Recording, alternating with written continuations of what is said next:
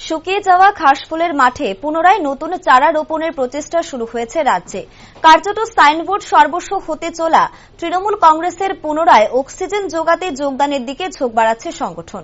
হাতে গোনা কয়েকজন কর্মীকে নিয়ে আবারও ত্রিপুরার মাটিতে ঘাস ফোটানোর স্বপ্ন দেখছে তৃণমূল কংগ্রেস, যার অঙ্গ হিসেবে শুক্রবার এক যোগদান সভার আয়োজন করা হয় প্রদেশ তৃণমূল কার্যালয়ে। এবার বিজেপি বিধায়কের ছোট ভাইকে দলে যোগ করিয়ে ত্রিপুরা জয়ের স্বপ্ন দেখছে তৃণমূল।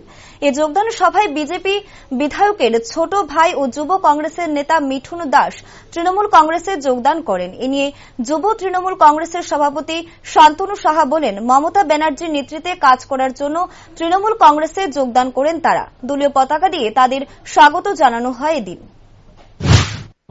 তৃণমূল কংগ্রেসে আজকে আমাদের যোগদান করবে। আপনারা সবাই জানেন যে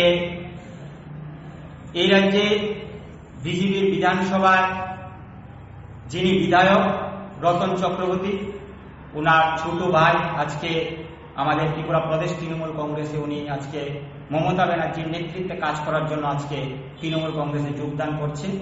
আমরা ওনাকে স্বাগত জানাই এবং পাশাপাশি আপনারা জানেন যে বিগত দীর্ঘ যে বাম শাসন চলছিল, সেই বাম শাসনের বিরুদ্ধে যুব কংগ্রেসের যে নেতা, যে বিগত দিনও প্রত্যেকটি মানুষের জন্য আন্দোলনে, যুবকদের জন্য আন্দোলনের রাস্তায় ছিল, সেই মিঠুন দাস যুব কংগ্রেসের নেতা, সেও আজকে তৃণমূল কংগ্রেসে যোগদান করছে।